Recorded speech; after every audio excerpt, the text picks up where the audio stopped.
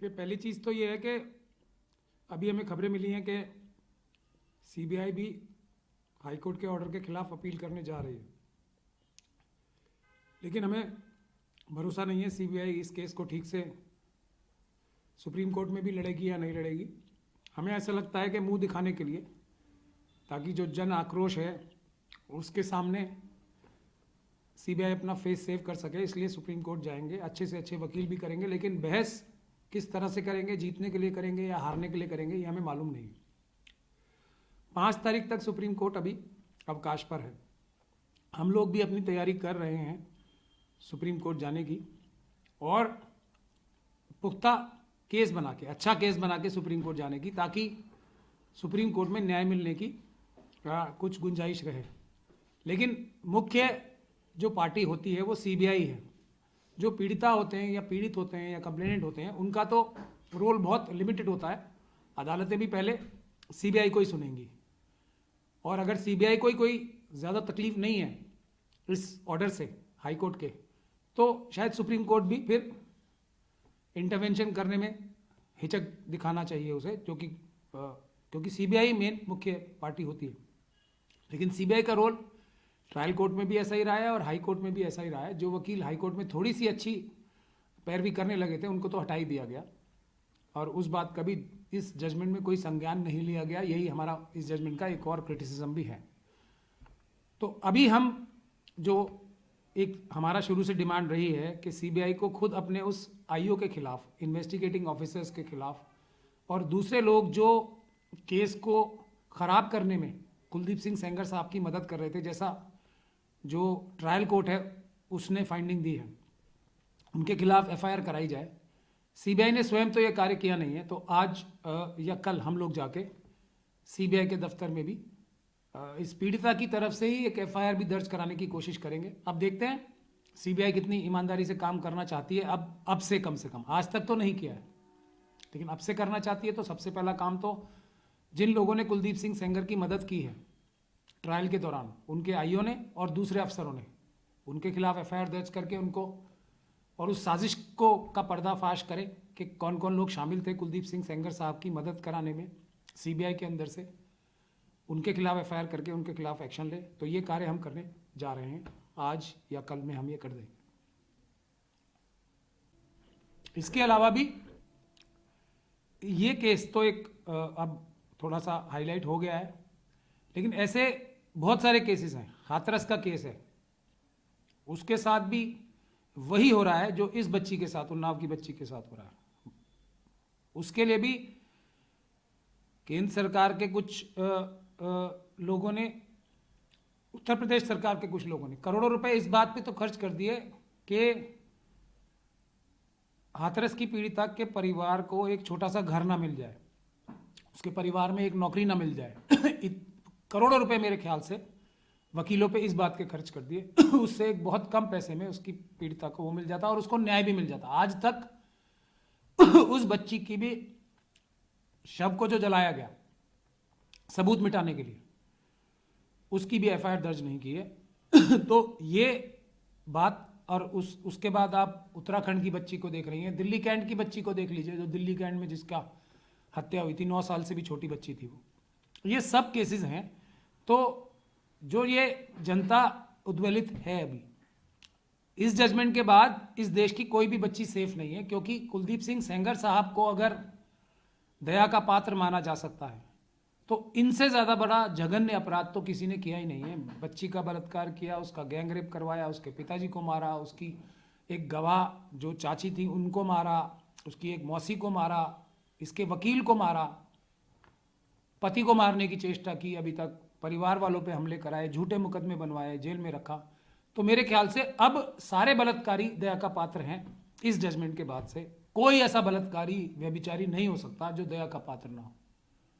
तो इसलिए इस देश में जनता को सड़कों पे उतरना पड़ेगा, वही एक आखिरी रास्ता बचा है, वरना न्याय नहीं होगा। कोई भी बच्ची पूरे देश में अब सुरक्षित नहीं है। इस जजमेंट के बाद कोई बच्ची पूरे देश में अब सुरक्षित नहीं है। इस जजमेंट के बाद ये हमें समझ लेनी चाहिए बात, और जब तक ये सुरक्षा हासिल ना हो जाए तब तक आंदोलन करना पड़ेगा, वरना बच्चियों को सुरक्षित नहीं रख पाएंगे हम। इस बात से नहीं डरना है अब कि पुलिस हमारे खिलाफ झूठा मुकदमा बना देगी, पुलिस हमें लाठियों से मारेगी। तो तय कर लीजिए, पूरी देश की जनता को तय कर लेना चाहिए अब, अपनी बच्चियां बचानी है, अपनी बहन माँ बेटियां बचानी है, या लाठी से डरना है, या झूठे मुकदमों से डरना है, या जेल से डरना है। सीधी सीधी बात है, इसके अलावा मैं अभी कुछ कहना नहीं चाहता। देखिए, केंद्र सरकार के अंदर बैठे कुछ भ्रष्ट लोगों का, राज्य सरकार उत्तर प्रदेश सरकार के अंदर बैठे हुए कुछ महाभ्रष्ट लोगों का, जो एक गैंग्स है, इंटरनेशनल गैंग्स का एक बहुत बड़ा नेटवर्क है, जिसका कुलदीप सिंह सेंगर साहब हिस्सा हैं। वो उस गैंग के मेंबर इनके पक्ष में अभी भी बयान दे रहे हैं, अभी इस समय भी इस जजमेंट को डिफेंड कर रहे हैं कि ये बहुत अच्छी जजमेंट है, स्वागत करने योग्य है, देर से हुआ लेकिन इसका स्वागत किया जाना चाहिए। उस बच्ची का मजाक उड़ा रहे हैं उस गैंग, क्रिमिनल गैंग के मेंबर्स, जो उत्तर प्रदेश सरकार में बड़े बड़े ओहदों पे बैठे हुए हैं, और ये कह रहे हैं कि ये बच्ची जो है झूठ बोल रही है। ये वो सारे, और वो कुछ गैंग के मेंबर्स ऐसे भी हैं जो इस प्रकार की गतिविधियों में शामिल रहे हैं। देश के लिए मेडल जीत के लाने वाली बच्चियों को भी उन्होंने इसी प्रकार से पुलिस से पिटवाया था, इसी प्रकार से घसीटवाया था जैसे इस बच्ची को घसीटा गया, और इसी प्रकार से वो चाहते हैं कुलदीप सिंह सेंगर साहब भी बाहर आ जाएं जिस प्रकार से वो आ गए थे। किसकी मदद से? जो पुलिस के अधिकारी हैं उनकी मदद से, भ्रष्ट पुलिस के अधिकारियों की मदद से, और भ्रष्ट सरकार के अंदर जो अफसर बैठे हैं उनकी मदद से, और बड़े बड़े ओहदों पे बैठे हुए जो हमारे इलेक्टेड भ्रष्ट लोग हैं उनकी मदद से। तो वही कोशिश इस केस में भी हो रही है। कुछ लोग ऐसे भी हैं जो जाके पीआईएल डाल रहे हैं, वो सब भी शक के निगाहों से देखे जाने चाहिए, क्योंकि हमने अपने एक्सपीरियंस में देखा है बहुत सारे लोग सामने वाली तरफ से ही, मतलब जो अत्याचारी होते हैं उनकी तरफ से ही स्पॉन्सर्ड होते हैं। वो ऐसी बच्चियों के साथ एकदम जाके खड़े होते हैं, अपनी फोटो खिंचवाते हैं, अपने संगठन का नाम प्रचारित करते हैं, पीआईएल्स डालते हैं, और इस तरीके से लड़ते हैं कि वो हार जाए। बच्ची को मजबूर करते हैं कि इस प्रेस वाले के सामने जाओ, उस प्रेस वाले के सामने जाओ।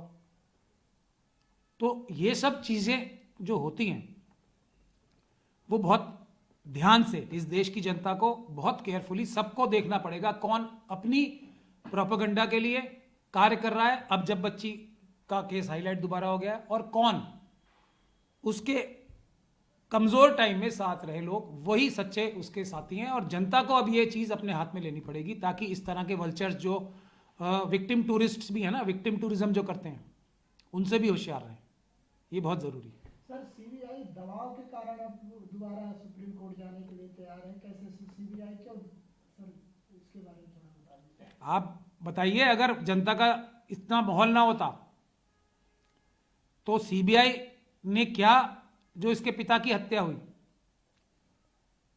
उसमें जो बहुत कम सजा मिली है, सिर्फ 10 साल की, जिसमें फांसी की सजा मिलनी चाहिए थी, क्या सीबीआई उसके खिलाफ अपील में गई? नहीं, उसके खिलाफ भी ये पीड़िताई गई, हम लोग उसके वकील हैं, उसमें भी उसके खिलाफ भी ये पीड़िताई गई है।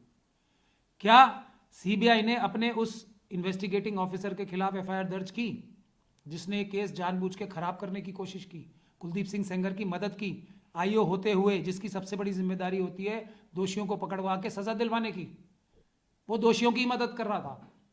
क्या सीबीआई ने, क्या केंद्र सरकार के किसी भी अधिकारी ने उसकी उस एफआईआर को कराने की कोशिश की उन अधिकारियों के खिलाफ?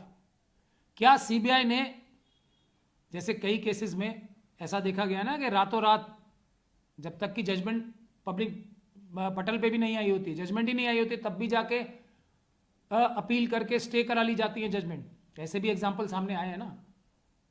तो ईडी गई थी, ईडी ने यह कार्य कराया था, तो क्या सीबीआई नहीं करा सकती थी तुरंत? वो तो इतना ज्यादा पब्लिक को इतना बड़ा अत्याचार देखा नहीं गया देश की जनता से, इसीलिए बहुत सारे जो विक्टिम टूरिस्ट भी आ गए, और इसीलिए सीबीआई ने भी मजबूरी में ये डाला है। लेकिन मेरा पूरा शक अभी भी है, ये मुंह दिखाई है सिर्फ, ये सिर्फ सुप्रीम कोर्ट से इस हाई कोर्ट पे के फैसले को कोई मोहर लगवाने की साजिश भी हो सकती है।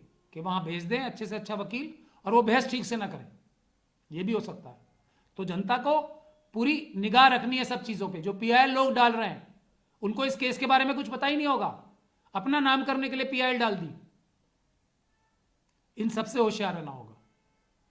सुप्रीम कोर्ट तो ये सुओ मोटो कॉग्निजेंस लेके ऑलरेडी ये केस सारा सुओ मोटो कॉग्निजेंस के दौरान हुआ है, तो supreme court suo motu cognizance खुद भी तो ले सकती है। ये पीआईएल की क्या जरूरत पड़ रही है, बताओ आप मुझे।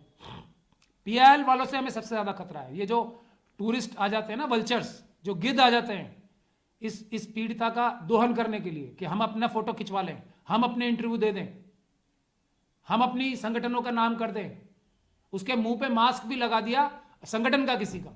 इनसे होशियार रहना है, बहुत होशियार रहना है।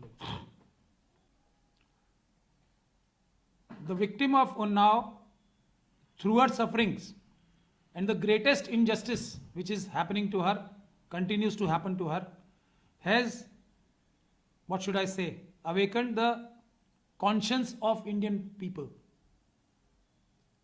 I think this conscience has forced CBI, this collective awakening of people has forced CBI, which was hand in glove with the, not the entire CBI, but the corrupt officers of CBI, who were hand in glove with Mr. Kuldeep Singh Sengar and the corrupt personalities of the central government and corrupt personalities of the Uttar Pradesh government and a very large international cartel of criminals, some of whose members have actually been involved in such like activities like Unnav's rape and murder victim.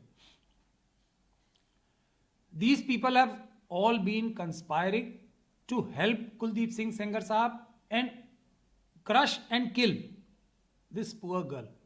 So this awakening of Indian people has forced the CBI to file this appeal, or they are contemplating filing this appeal in the Supreme Court. We, as the lawyer of victim, who have actually tried to correct the mistakes of CBI, are facing a bigger difficulty today because we are scared that CBI will go as an eyewash to the Supreme Court. They will make it appear that they've tried their best, but they've failed in Supreme Court. That's our biggest concern, that they will not argue the case properly and get a stamp of approval of Supreme Court on this High Court's judgment, which everybody today is criticizing, and rightly so. So we are also preparing, working overnight to prepare a better case than CBI, and try to undo the damage which CBI might do in the Supreme Court also. So we are also aware. Yesterday we applied on the net to file the caveat in this case so that CBI cannot function at our back, to ensure that.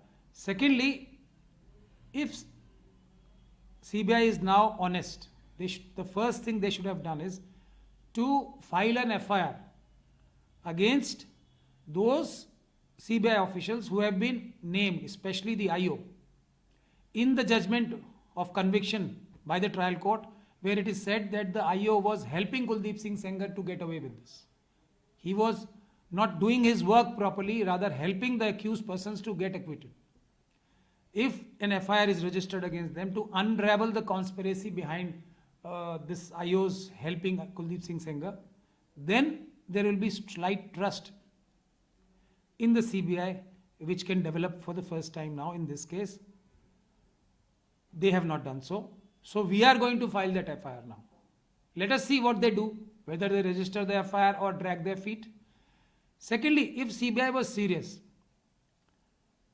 they should have filed an appeal against the sentence of 10 years, which is the minimal sentence for the murder of the father of the girl. They have not filed an appeal. They have not asked for the death sentence. So we are constrained to file that. We have already filed that. So this is the functioning of some officials of CBI, which needs to be brought to task, and that is why people of India should stand by this girl, not just for her case alone, but every girl in the country now is not safe. Every woman in the country is now unsafe because this judgment has given magnanimity and mercy, magnanimous mercy to Kuldeep Singh Sengar. I think in my experience, whatever little I have of almost 35 years, I have not seen a case so horrendous as this. Such horrendous crimes have been committed by Mr. Kuldeep Singh Sengar and his associates, and he has been found deserving to get this magnanimous mercy of the court, of going against the settled law of jail not bail after conviction. So if he can be shown mercy, and that too such a magnanimous, such a humongous mercy, then every child rapist, every child murderer, every rapist, gang rapist automatically deserves mercy of the honorable courts. And this has made every single girl of this country, woman of this country, unsafe. And the message which has gone is that if you complain to the police, if you don't compromise with people like Sengar, then your father will be killed and he will be shown mercy. Your aunt would be killed, your aunts would be killed, your lawyer will be killed, but Sengar and likes of him will be shown mercy by the honorable courts, that too a division bench of the High Court. This makes all the committers or people who want to commit or who have the tendency of having such criminal intentions, this will embolden all of them. All of them. Now nothing can happen to us. Let us go and rape. Let us go and murder girls. This is the net result of this judgment. If people of India now do not come out on streets and protest peacefully as per constitution, if they are scared of the false cases which police will slap on them, if they are scared of the lathi charge of the police, then their girls are not safe. Their women are not safe. They will be raped and murdered and nothing will happen to these rapists and murderers. One more thing I want to say. We have to be very careful of the victim tourists. Victim tourism. Those who want to promote their own organizations. They are vultures. They are preying on this girl right now to promote their organizations, to put masks on her face with their organization's name, to give interviews in press. Where were they when she was suffering alone? Where were they? All of them. So people of India also have to be careful with them. People of India also have to be careful with those people who file frivolous PILs to help the accused person, to help the criminals, because they file petitions and argue the matter in such a manner that they lose. We've seen number of cases like this. So we have to be extremely careful while dealing with these cases. People of India have to stand as watchdogs. If they don't do, people of India, if they don't stand like watchdog in these kind of matters, their girl and women are not safe. That's all I have to say.